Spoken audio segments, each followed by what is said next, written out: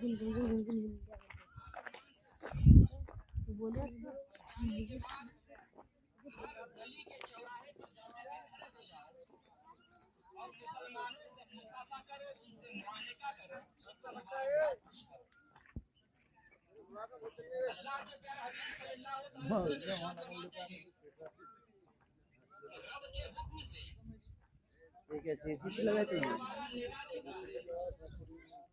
आवाज देने वाला आवाज देता है,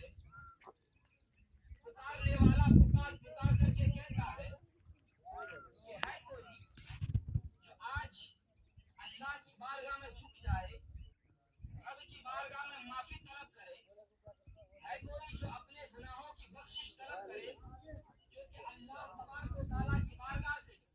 आज जो कुछ मांगेगा, रब तबारक व तआला उन्हें वो सारी चीजें